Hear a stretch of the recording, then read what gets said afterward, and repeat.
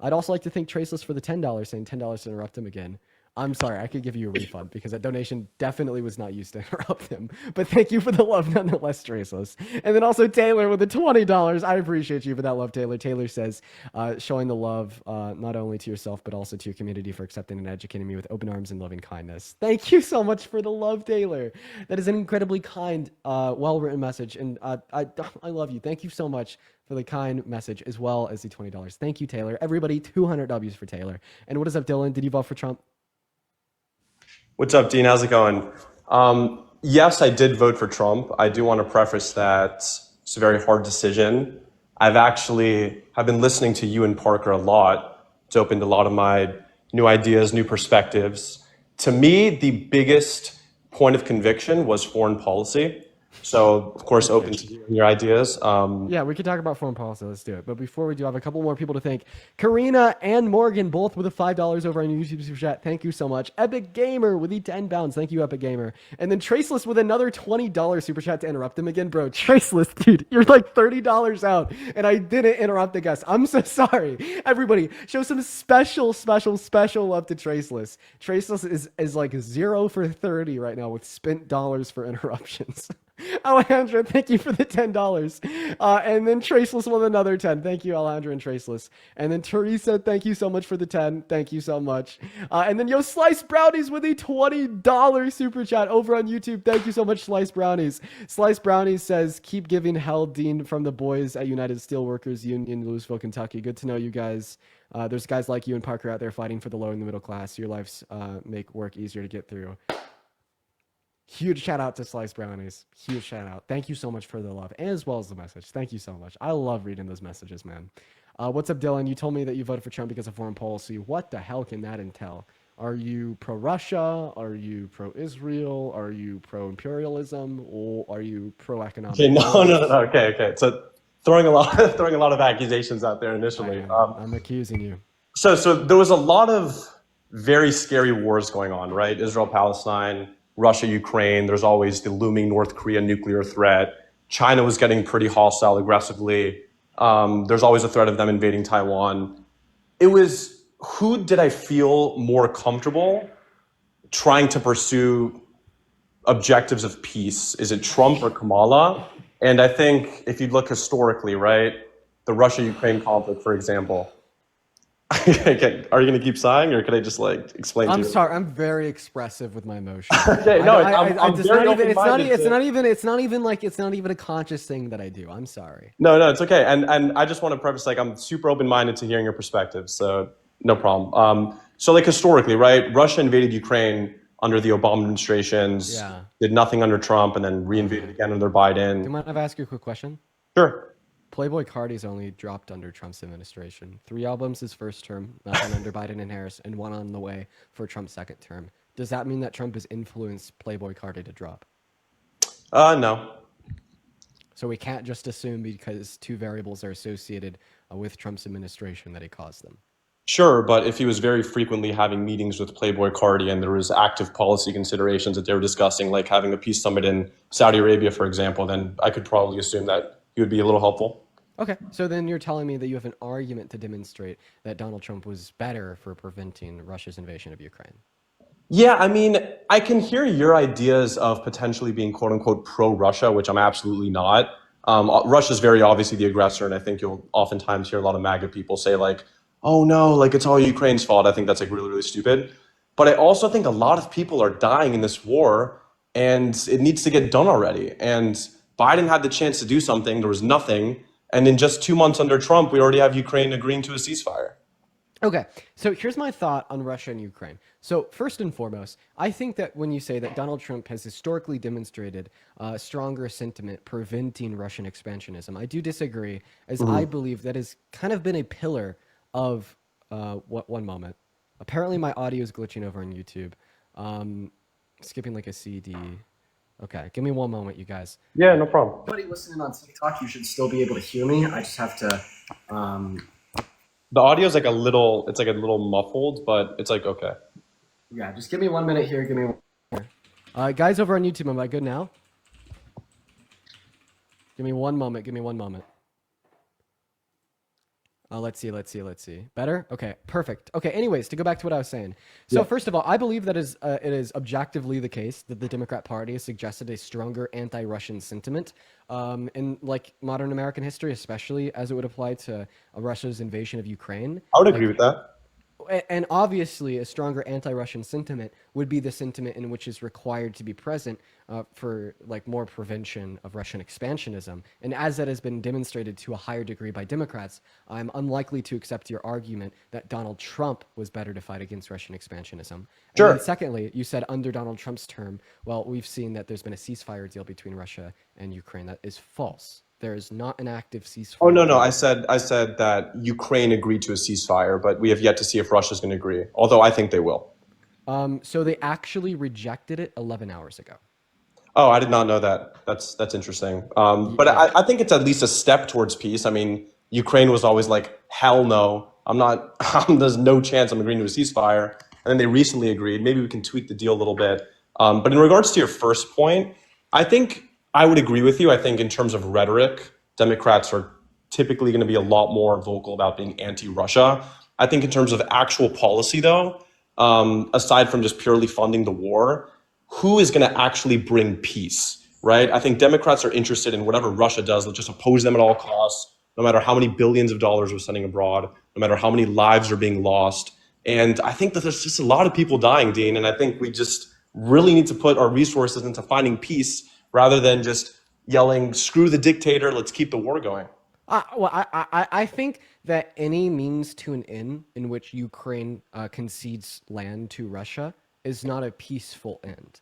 And I absolutely hate this story, this narrative, and this dialogue that has been perpetuated by people on the right, including yourself on the live stream today, that would arbitrate a conclusion that Ukrainian secession of land to a foreign aggressor is equivalent to peace.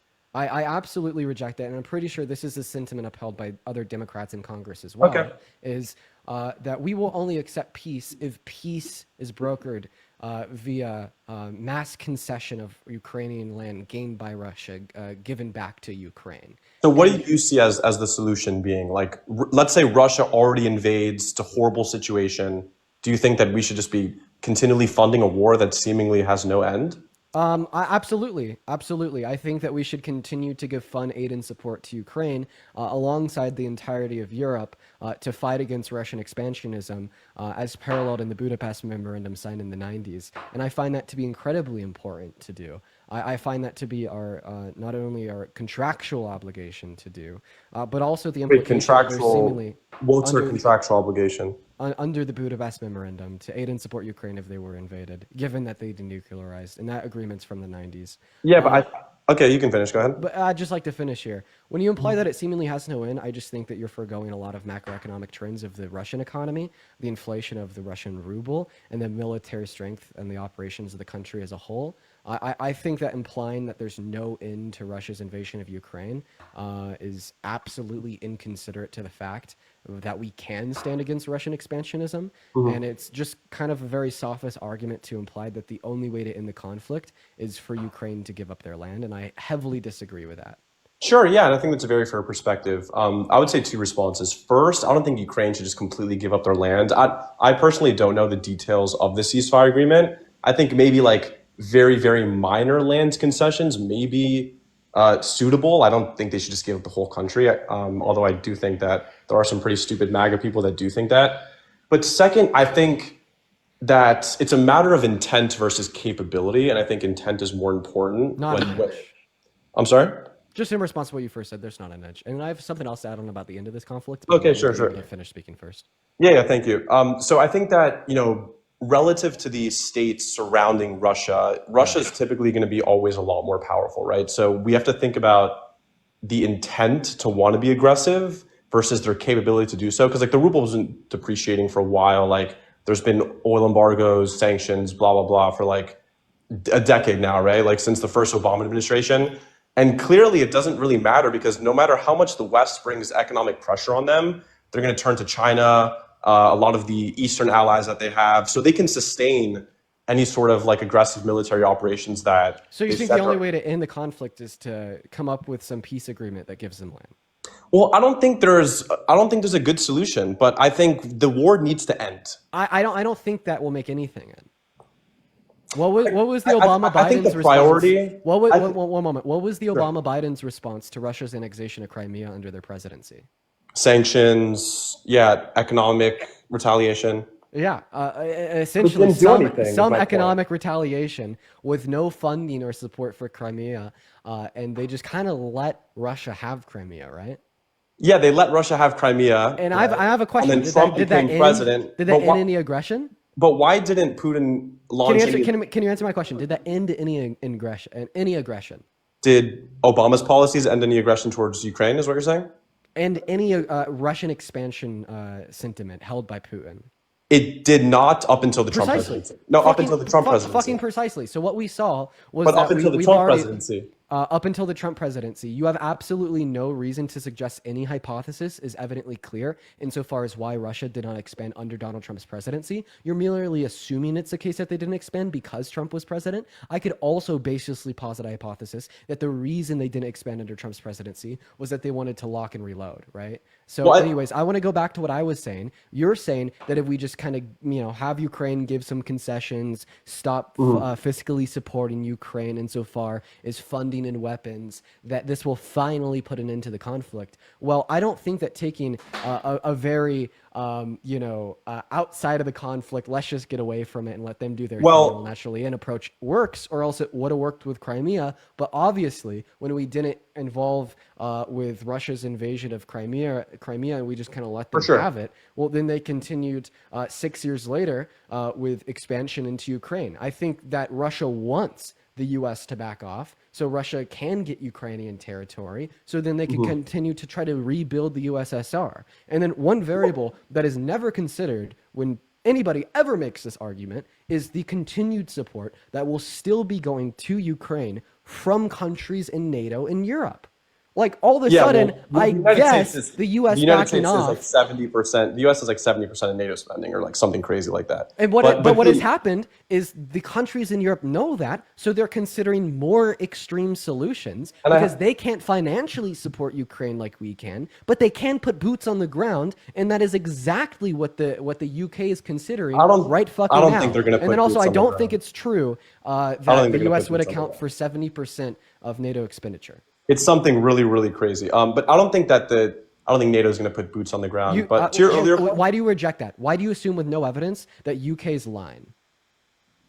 well, they haven't done it in like 2 years. Well, they said after Donald Trump was inaugurated and proposed his deal to stop expenditure to Ukraine. Well, I'll that they believe are it when now I see it. I don't think they're going to continuing risk their own citizens' lives for a non-NATO country. Okay, so you're saying that you'll believe it when you say it, and you won't believe it until you see it. Yeah, I don't think they're going to risk their own citizens' lives to defend a non-NATO country. Oh, okay. Doesn't So then make why did sense. they say they would? I don't know. People say a lot of stupid shit. Okay. Trump says a lot of stupid shit. Like he says he wants to use the military on Greenland, which I strongly disagree with. I don't think he's actually going to do it though. Okay, so I have a question. Do you think that Donald Trump's actually going to ethnically cleanse the Gaza Strip? No, absolutely not. And I think Jesus that Christ, so you just assume that people aren't going to do what they say. So No.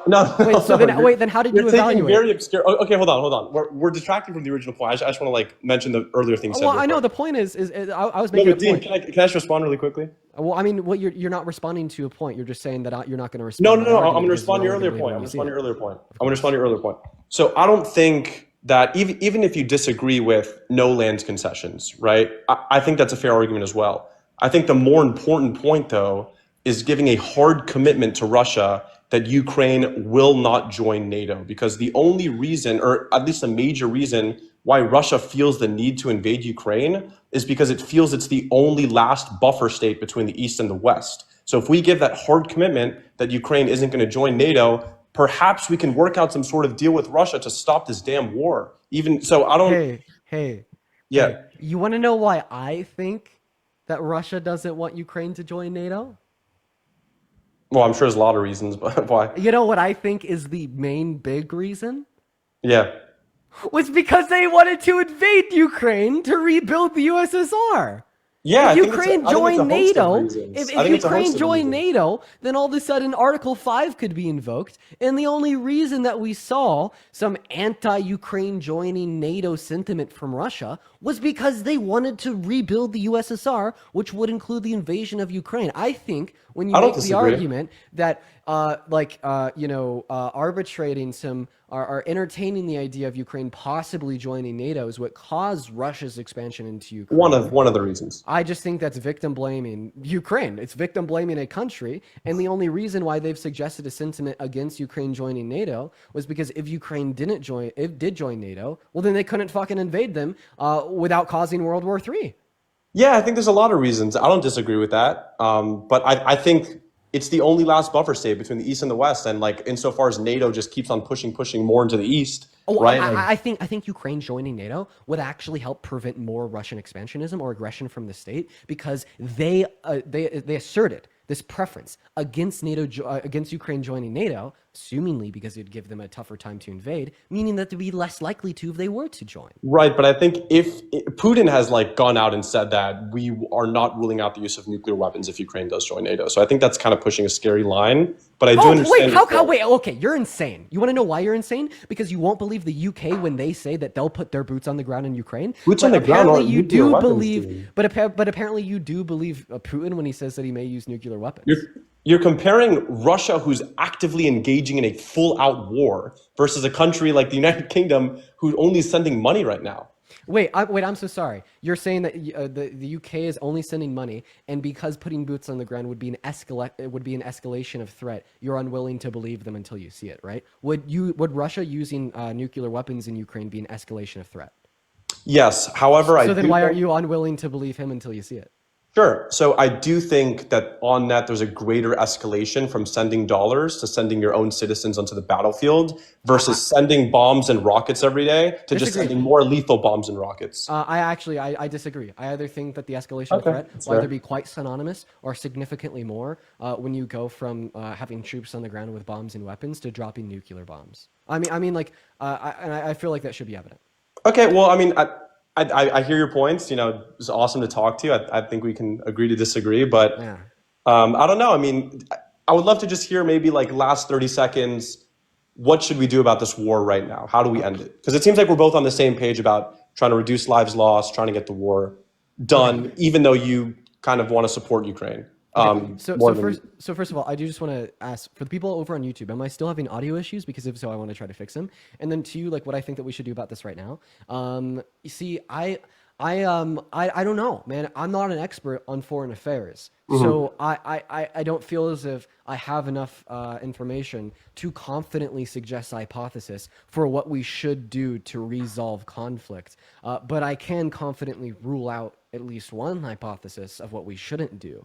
And I don't believe I believe what we shouldn't do is basically have Ukraine concede a quarter of their country while releasing sanctions on Russia and having Putin make no concessions. Because historically speaking, that's kind of synonymous with what we did with Russia's annexation of Crimea under Obama and Biden, and obviously de-escalation via isolationist policy just simply doesn't work to prevent Russian expansionism. I think that an adequate approach would be to hold a stronger red line, advocate for Ukraine to join NATO, call Putin's bluff, and fight against said Russian expansionism. I do think that there is a valid concern that needs to be taken into account of Putin threatening nuclear warfare. And although I find it unlikely because it exists as a possibility, that is why I'm unwilling to confidently suggest that hypothesis. But I do believe it is a much better hypothesis than what you are providing. Sure, yeah, and that's very fair. Thank you for that. And I think there's a lot of MAGA supporters that are just literally like, let's go full on pro Russia, which I adamantly disagree with, and I think a lot of people are upset about. But is there any sort of like policy implication that Kamala outlined that would be, yeah, sorry, that would be a unique change in trajectory for the current war right now relative to what we're already seeing that like you agree with? No, I'm unaware of any policy oriented to Ukraine that would be unique and different from what Biden did. Okay. Got it. And then also, somebody in my YouTube live chat says that I pronounce nuclear like Bush. I know, and I'm sorry. I guess we both have pronunciation issues. Is there anything else that you wanted to go over about domestic policy? I mean, just my biggest concern as a voter was foreign policy, but I mean, I'm happy to just discuss any other issue you have on your mind, unless you want to bring up another guest. Okay. One last idea I'm just going to give to you real quick is, is you share a sentiment against Russian expansionism, which means that you don't really like imperialism that much, I'd assume. Not a Donald fan of Trump, imperialism. Donald Trump is the fucking biggest threat to U.S. expansionism and U.S. imperialism that we've seen since Bush. And if he were to execute on his plans, worse than Bush, infinitely so, because of his proposed ethnic cleansing of the Gaza Strip, violating the human rights of 2.1 million people, his proposed policy as it would apply to the military invasion of Greenland, which would start a war between America and Europe, and the annexation of Canada is a 51st state with the use of economic coercion, as well as the annexation of Panama. I really think that a vote for Trump in this election was the last thing that any sentient, rational person who cares about preventing imperialism and expansionism would do. Yeah, I think that's a great point. So I think those are three separate issues that I'll touch. First, on Gaza, when he released that hotel video, that was hilariously disgusting. I don't see how a lot of people could support that. I personally don't support that, so we're on the same page. For Greenland, I don't think that there's greater than a 0.1%. Honestly, there's a 0% chance that we're going to militarily invade Greenland. Do you actually think there's a legitimate possibility of that? Yeah, I do, because the reason why we know that Donald Trump has this plan is because a reporter explicitly asked him if he could promise the American people that it was something he wouldn't do, and he said, "I can't promise that. We may do it." Yeah, But I think it's just one of his like negotiating tactics to just start off with this really hard power approach, to then eventually meet in the middle. That's like, would you agree that it's blatant fear mongering if he was lying? yeah, 100%. Okay, so I think him saying, I I mean, think calling Governor Trudeau, isn't fear mongering of other countries to coerce them into So here's the thing. So joining our country a sentiment of imperialism? 100. I agree with you. So here's the thing. I tried to isolate Trump's rhetoric versus policy as much as I can, which is sometimes hard to do because he says so much stupid shit. I think everyone can agree with that. So I think Greenland, if we were to reach an actual deal of purchasing them, I don't even know if that's legal or not, but if we could somehow purchase them, that'd be really valuable for the United States, assuming that Greenland kind of votes for it. I know that there's already discussions to vote for independence from Denmark. But yeah, of course we shouldn't invade them militarily. No one in the world, or I don't know, there's probably some stupid people that think so, but I don't think there's... Carolina, thank you for the money, and I bet Putin agrees.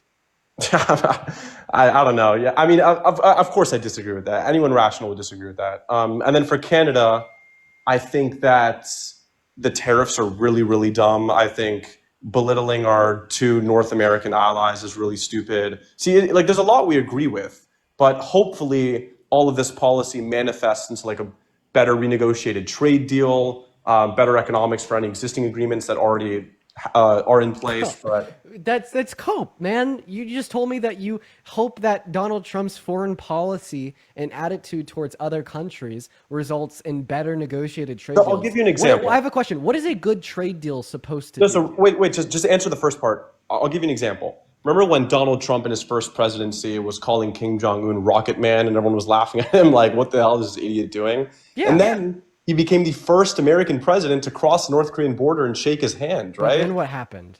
What happened? Nothing, and he went right back to calling him Rocket Man.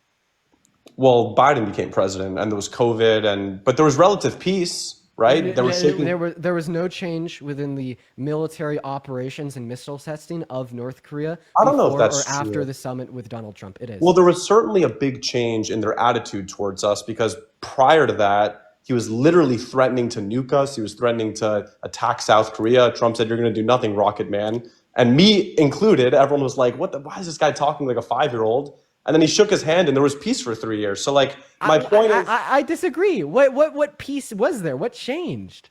Well, they didn't do anything is my point. Well, they didn't do anything during what? COVID?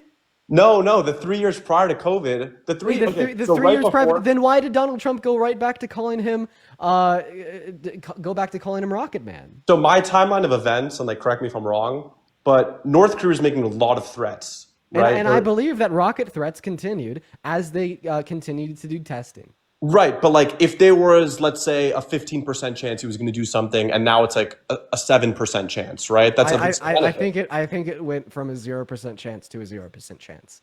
So you think that there's a greater chance we invade Greenland militarily than there's a chance that North Korea launches an attack on South Korea? Oh no, on America. Oh, okay. Well, they were making threats to both.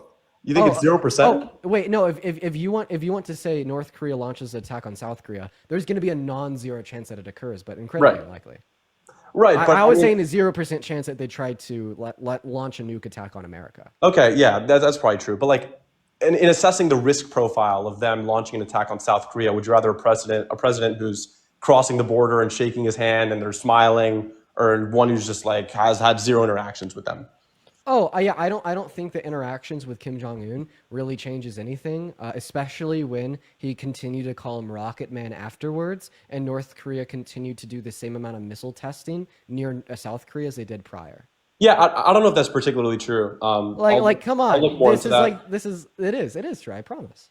Maybe, yeah. I mean, maybe you're right. But Like if anything, that probably emboldened North Korea to have a higher chance of invading South Korea because it made them feel more powerful because he was able to shake hands with the president of I think the that's most a little bit powerful of a country on ridiculous earth, argument. get some pictures and use it as propaganda for his citizens. I think it's a little bit of a ridiculous argument because they know very well that South Korea is an enormous ally to us. They export a lot of important materials to us. They would never. Yeah, but what demonstrates a stronger sentiment standing 10 toes behind South Korea, not engaging with North Korea or engaging with North Korea? Well, so here's the thing, right? If let's say I'm a small country, you're the United States. Well, how about you're we just phrase it in protecting a me. different way? I want to phrase this outside of the context of countries and inside of the context of friends. Okay, I'm Dean. I was just about to do that. And I have a mortal enemy. Okay, Yeah. and his name is Max, and I hate Max. But Yeah. Max, he's a little bit bigger than me. He has some bigger guns, so I just kind of stay away from him. Okay, But I okay. hate him. Okay, but now there's a third party. Okay, and the third party, his name is Clifford. Okay, and Clifford is a fucking tank. Won Mr. Olympia like 10 times. Yep. And Clifford has always been really good friends with Max. And Clifford has always tried, kind of suggested. Wait, friends with he Max or help- friends with you? with Max. And Clifford Okay. has always kind of suggested that Clifford would protect Max. Okay? Yeah. But then one day, Clifford comes around to you and Clifford's like, hey man, let's shake hands. Let's hang out a little bit, you and me. Even though Clifford knows that you hate Max. What does that tell you? That maybe Clifford and Max aren't on the best terms right now. So I don't remember all the names in the analogy, but like, so let's say I'm a very small country, you're a huge country, you're protecting me. And there's someone else who's threatening to invade me. I'm terrified of this person, right? He's been threatening nonstop. And I'm coming to you for help. I'm like, dude, this guy might fucking invade me, like, come help. And then I see you shaking hands with that person and you give me the reassurance it's all okay. There's no more, they're not threatening you anymore. They're not threatening me anymore. It seems at least relatively stable versus what it was. It's literally just an assumption. If they had stopped missile testing afterwards, you'd maybe. Yeah, I don't really know, honestly. They I don't didn't know. stop missile testing, so it's just a non sequitur talking point that is meaningless. Okay, yeah, that's fair. I mean, I'm not like too familiar with all the data in their Yeah. missile testing statistics, but Yeah. Okay. anything else on your mind? I don't think so, man. Yeah, well, good chat, man. Loved hearing your ideas and appreciate it. You have a good one. We're gonna move on to the next guest.